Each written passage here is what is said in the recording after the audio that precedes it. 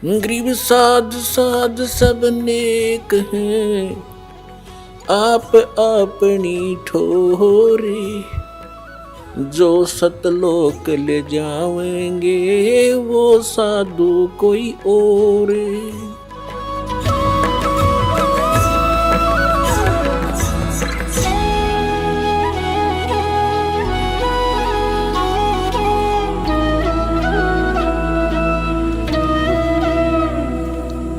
अब जो प्रसंग चल रहा है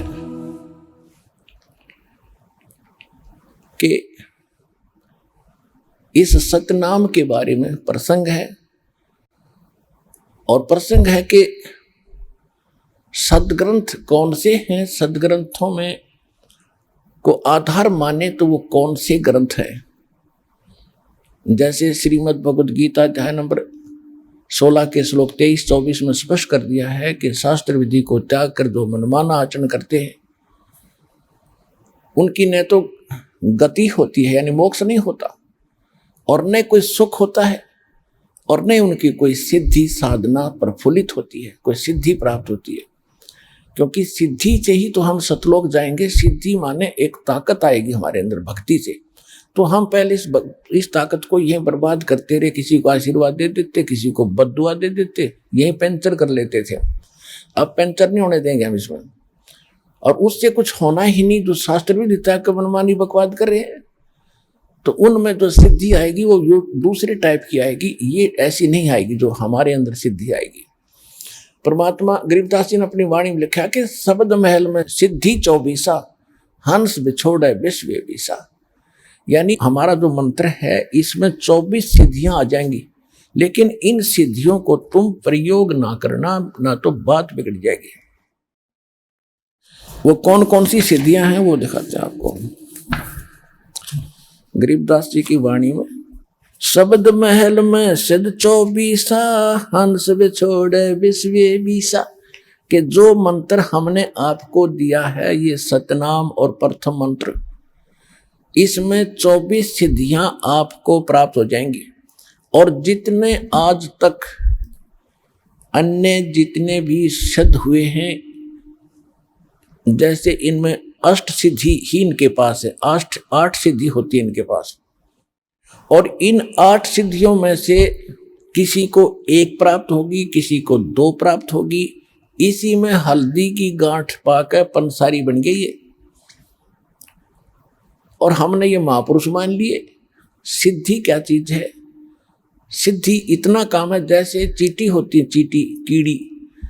वर्षा के दिनों में आप देखते हो कुछ तो चींटी होती है पंखों वाली, तो पंखों वाली जो चींटी होती है वो अन्य चींटियों से सुपीरियर मानी जाती है उनकी दृष्टि में, कि ये आकाश में उड़ जाती हैं। ओहो, ये तो पता नहीं के बन गई।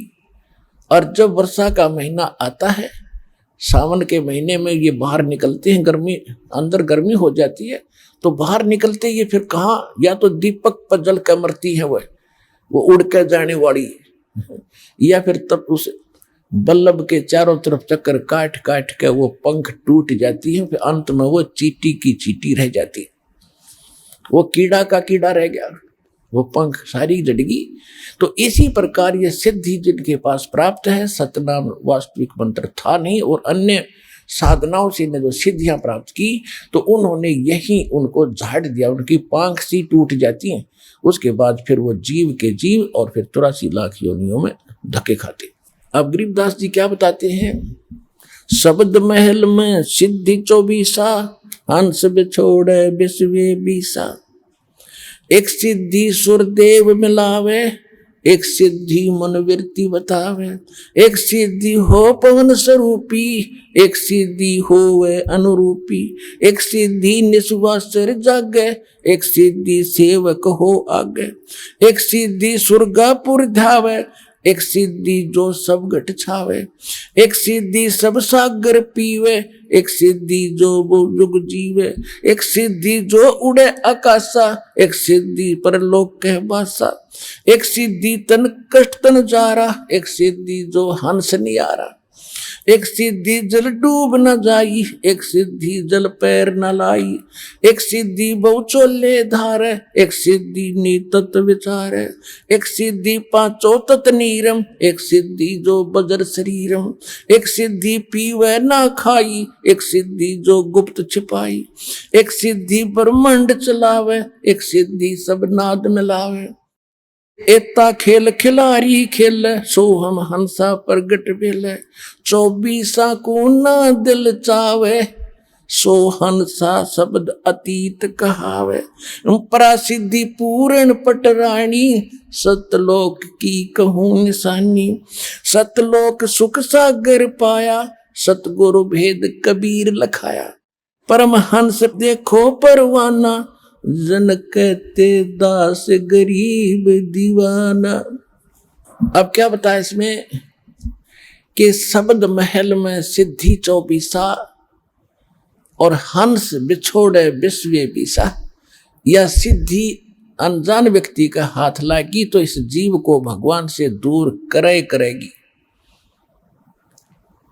और जब आप और इस शब्द महल में, इस मंत्र में आप में 24 सिद्धि आ जाएंगी, लेकिन इनका दुरुपयोग शुरू कर दिया तो आपका पंचर हो जाएगा, आपकी पूंजी खत्म हो जाएगी, यहीं रह जाओगे। ना किसी को दुआ दो, ना किसी को बद दुआ दो, ना किसी को आशीर्वाद दो, किसी के सिर पे हाथ ना रखना, आशीर्वाद भरा। वैसे किसी के सिर में कष्ट है, मालिश कर दो खूब, कोई बात नहीं। और एक अपने गुरुदेव और भगवान के अतिरिक्त किसी के चरण नहीं छूना। वैसे कोई बूढ़ा बुजुर्ग बीमार बालक के पैर दुखे, खूब दबाओ, मालिश करो, वो चीज अलग है। उस भाव से नहीं, एक पूज्य भाव से नहीं, सत्कार करो, खूब नमस्कार करो, कति नतमस्तक होकर प्रणाम करो सबको, ये सत्कार है। और चरण छूना ये पूजा माता है। तो पूजा केवल एक भगवान और उसके स्वरूप यानी गुरु के अतिरिक्त हम नहीं करेंगे।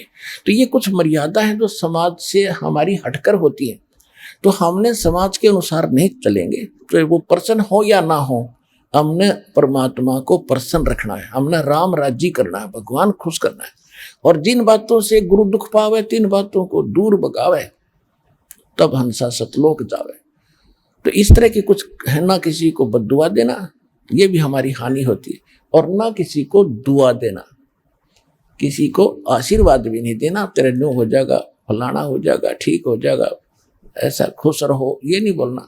नमस्कार करो, प्रणाम करो, नमस्ते बोलो, राम राम कहता कोई राम राम बोल दो। क्योंकि राम क्या है, राम कौन है? उनका राम जो है सो हमारा राम तो वो है कबीर राम।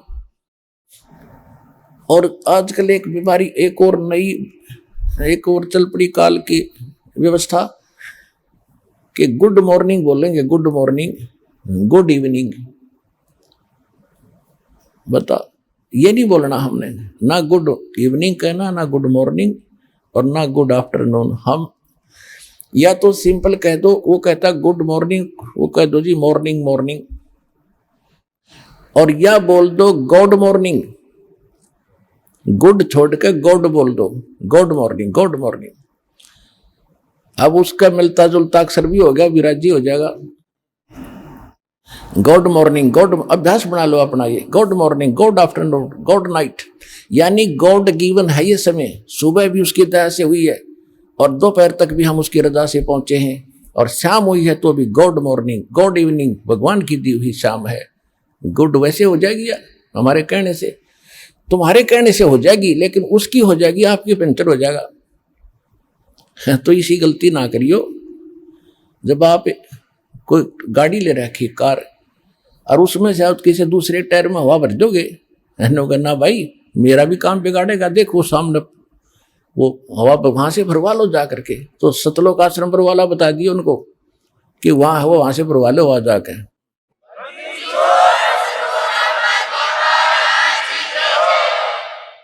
तो इसमें क्या बताया है कि शब्द महल में सिद्ध 24 और हंस बिछोड़े विश्व बीसा। हमारे इस मंत्र में 24 सिद्धि आ जाएंगी।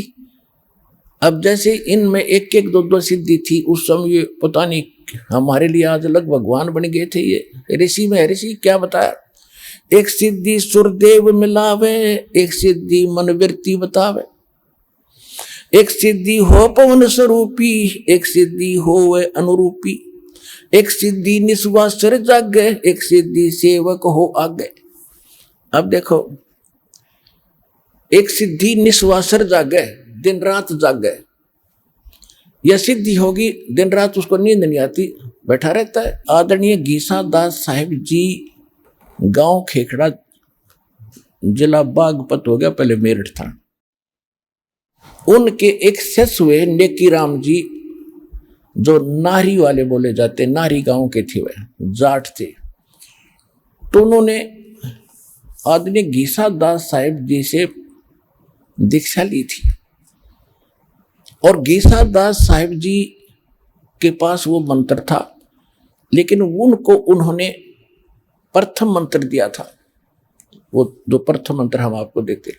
तो नेकी राम जी ने क्योंकि ये पिछले स्वभाव होता जीव का, पिछली प्रेरणा थी, कोई तपस्वी था, मनुष्य जीवन प्राप्त हो गया, उसकी वही आदत बनी रही, तो उसने वो नाम नोम छोड़ के और अपनी हठ योग से साधना शुरू कर दी, जिससे उसमें उस प्रथम मंत्र का कुछ ज्यादा जाप करने से उसमें एक सिद्धि आ गई।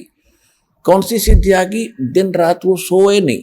एक गांव है यहाँ, गांव जिला सोनीपत, गोहाना से और सोनीपत रोड पर खेड़ी दमकन गांव है, वहाँ मेरे मामा जी का गांव है। तो दास वहाँ जाता था, और हमारी जो माता जी और मेरे मामा जी, नाना जी, वो सारे उस नेकी राम के पुजारी हैं। तो उनकी स्थापना का दास को पता हुआ। अब याद आई वो बातें जब शुरू में सुना करते हम, और विशेषकर जब ये भगवान की चर्चा चलन लगी वहां जाकर, तो वो कहने लगे कि हमारे यहाँ बड़े महापुरुष हुए नेकी राम जी। उनकी कथा बताई कि उनका हमने यहाँ बहुत बड़ा डेरा बना रखा है उन्होंने, गांव वाले ने, कि ये महात्मा यहाँ आकर बैठे थे। हमारे गांव से बाहर एक जंगल था छोटा सा, बनी में, और कई दिन बैठे रहे। तो लोग गांव से इनका भोजन ले जाने लगे, श्रद्धालु पहुंच जाते हैं। तो एक ने बताया कि हमने इस महापुरुष को सोता नहीं देखे कभी, सारे दिन रात जागता रहता, बैठा रहता है या घूमता रहता है। तो कईयों ने छुप छुप कर देखा, 10 दिन हो गए, 15 दिन हो गए, महीना हो गया, कि भी सोता ही नहीं कभी भी। अल इससे बात पर वो भगवान बना लिया, उसका आश्रम गाड़ दिया, उसकी पूजा शुरू हो गई, और सारे चौड़ चपट। अब पता चला उनके ज्ञान भी नहीं था, वो तो गीसा दास जी से विरोधी भी हो गए थे। लास्ट में एक कथा सुनाया करते, गीसा पंथी बताया करते थे कि उन्होंने एक अभिमान का वचन बोल दिया था नेकी राम जी। तो कहने का भाव ये है कि एक सिद्धि निस्वासर जागे, इस मंत्रों में आपके ये ऐसी सिद्धि आ जाएंगी। तो उस समय वो संत पा किया। अब जितने भी नेकी राम जी के जो अनुयायी हैं, ये सारे ये डले ढो हठ योग करते हैं। और मंत्र गीसा दास जी की वाणी में एक पूरा शब्द है, 8-7 पंक्तियों का। उनमें से 2 पंक्ति हैं, ओम सोहम जप ले भाई, राम नाम की यही कमाई। और वो पूरा एक शब्द है, जैसे मंगलाचरण की तरह, उसको मंत्र बोलते हैं, उसमें ये लिखा हुआ है। और इस पूरी वार्तिशी को गाकर इसी को अपना नाम समझे, ये मंत्र है हमारा। और वो कह रहे ये मंत्र जपना है। और ये गरीबदास जी कहते हैं, राम नाम जप कर थर होई, ओम सोहम मंत्र दोई। ओम सोहम जाप जपिए, योग युगतिया धूनी तपिए। तो ये गरीबदास जी ने भी कहा कि नम छिपा ओम तारी, पीछे सोहम भेद विचारी, सार शब्द पाया जद लोई, आवागमन भौर ना होई। नामदेव जी पहले केवल एक ओम नाम का जाप करते थे। परमात्मा अपने विधानुसार उनसे मिले, अच्छी आत्माओं को मिलते हैं। उनको फिर दूसरे मंत्र का भेद बताया। जब उसने दोनों नाम सिमरण किए तो कहते फिर सार नाम दिया। तीसरी स्थिति में नामदेव जी को जब उनका कल्याण हुआ, नामा छिपा, वो छिपी जाति में थे नामदेव जी और महाराष्ट्र के अंदर रहने वाले थे।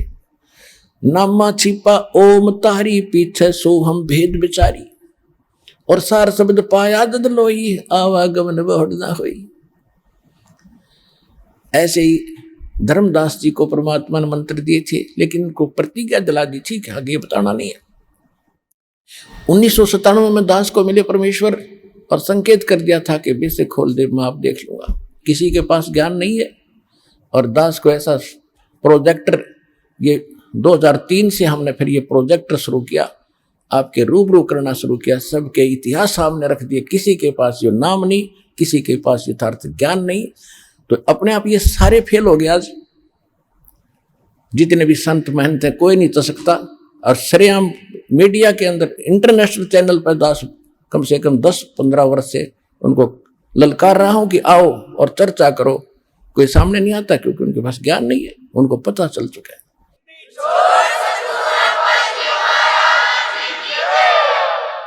और ये भोले श्रद्धालु उनको भगवान माने बैठे, नकलियों को संत मान रहे हैं। वो तो जनसाधारण के जैसे भी नहीं, जो पता लग गया भी गलती हो जाए इंसानों से, भूल लगी, भगवान के लिए संत चले हैं, भगवान के लिए श्रद्धालु उनके पीछे लगे, तो उनका कर्तव्य बनता है। जब पता लग गया कि भी तुम्हारे बारे में कोई गलत, मेरे बारे में कोई गलत बोलता है, मैं 6 बजे देखता हूँ भाई कहाँ मेरी त्रुटि तो नहीं है, त्रुटि नहीं है तो वो बोलता रहे, फिर थारे रूबरू करता हूँ किसने ऐसे बोला, देखो ये इसका ये प्रमाण, ये गलत बोल रहा है, तो वो ना अपने शिष्यों को कोई जवाब देते। तो इसे सिद्ध है कि वो फेल हो लिए, और ये श्रद्धालु एक दिन आवेंगे, क्योंकि सबको पता है कि अनमोल जन्म ऐसे बर्बाद करने का नहीं है, एक दिन ज्ञान होगा। तो अब जो प्रसंग चल रहा है उसी पर आते। एक सिद्धि निस्वा सर जागे, एक सिद्धि सेवक हो आगे, एक सिद्धि स्वर्गापुर जावे, एक सिद्धि जो सब घट छावे। एक सिद्धि ऐसी है जो स्वर्ग तक चले जाते हैं, जैसे सुखदेव ऋषि के अंदर एक सिद्धि थी आकाश में उड़ जाने की, स्वर्ग में जाने की। वो स्वर्ग में पहुंच गया तो वहां जाकर उसको पता चला कि भी गुरु बिना तो बात बने नहीं, तो पिछले संस्कार से बैटरी चार्ज है, तेरे पिछले संस्कार हो जाए। अब यह सिद्धि तुझे पूर्व जन्म से प्राप्त है, ये जिस दिन खत्म होगी उस दिन ये पंख कट जाएंगी, जीव का जीव रह जाएगा। तो तब उसकी अकल ठिकाने आई, तब उन्होंने राजा जनक से दीक्षा ली।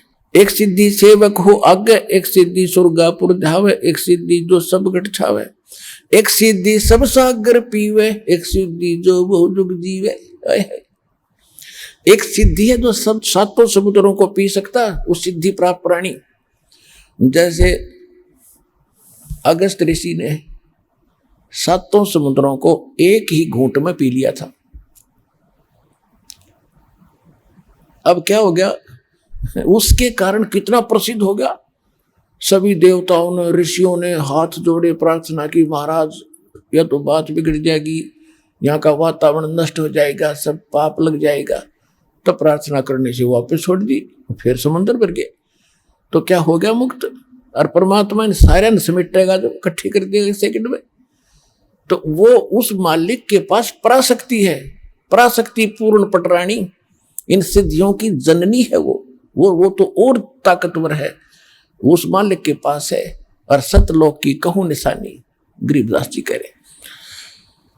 तो इसमें काफी वर्णन है, इसमें समय ज्यादा लग जाएगा, अब इतना ही पर्याप्त है जो संकेत समझाना था दास ने आपको। कहते इन 24 को ना मन चावे, इन झांखे भी नहीं। देखो पुण्यात्माओं, जैसे बहुत से भगत देखे, उनकी प्रार्थनाएं भी आती हैं, और वैसे भी मिलते समय भी कहते हैं जी मैंने गलती कर दी। अपने अभी बता रही थी एक बहन कि मैंने अपने भाई के नाम ले रखा था, उसने, मैंने उसको कह दिया कि तू ठीक हो जा, तेरी बीमारी मेरे लग जा। वह ठीक होगी, मेरे लगी। हम फिर ये पंगा क्यों मोल लो तुम। तो कहने का भाव ये है, ये गलतियां करनी छोड़ दो, दिक्कत हो जाएगी, क्योंकि भक्ति करो तो ढंग से करो। अब इसको तो हम इतना सस्ता मान रहे हैं। इब तू अपनी भतीजी ने दे देना 20 लाख रुपये, दे के दिखा, चौने भी ना दे, अरे दे तो वही वापस दे दिए मेरे। उस धन का आपको पता है, इस धन का आपको पता ही नहीं कितना कीमत आपको कहाँ आवश्यकता पड़ेगी। तो इसलिए ये सारा कुछ ज्ञान देकर आपको सतर्क किया जा रहा है कि कहाँ आप फाउल होते हैं, कहाँ आप मार खाते हैं, और कौन सा धन कितना कीमती आपका है, और इसको आपने कैसे सुरक्षित रखना है ताकि मोक्ष आपको प्राप्त हो सके। आज का जो प्रसंग चल रहा था वहां तो स्टार्ट भी नहीं हो पाया दास। आज का सत्संग प्रारंभ यहां से हुआ था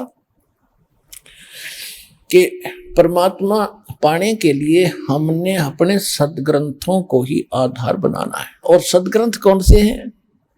श्रीमद् भगवत गीता और पवित्र चारों वेद, और जो ज्ञान परमात्मा स्वयं आकर अपने मुख कमल से बोलता है।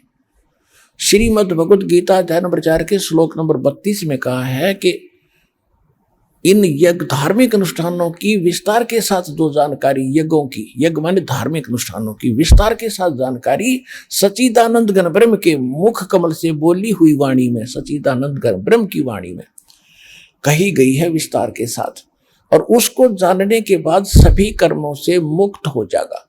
उसको तत्व ज्ञान कहते हैं, जो भगवान स्वयं आकर बताते।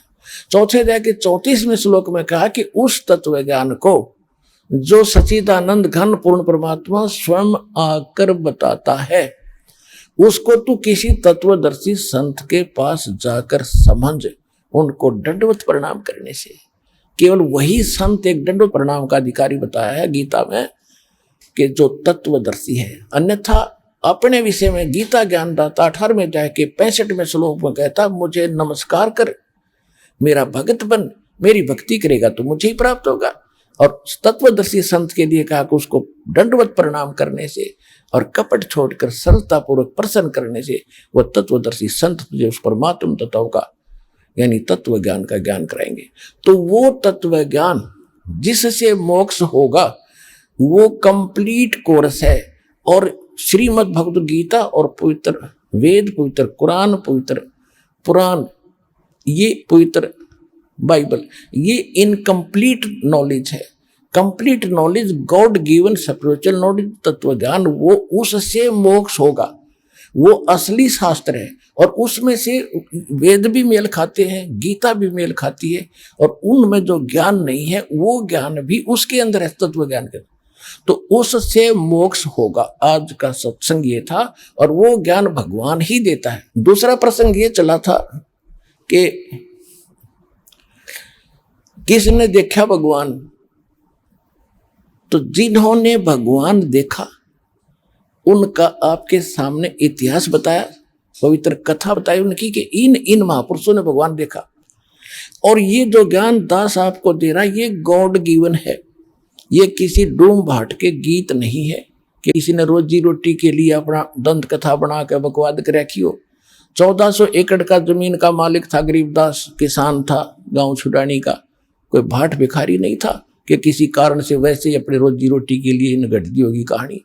ये गॉड गिवन स्पिरिचुअल नॉलेज है। तो मन को विश्वास दिलाने के लिए इन प्रमाणों की इसलिए आवश्यकता है ताकि आपको दृढ़ता आवे और भगवान के मार्ग पर आप दृढ़ रहो, आपका मोक्ष हो जाए। तो वो ज्ञान इस दास के पास प्राप्त है, इस विश्व में किसी के पास नहीं है। अपना कल्याण करो।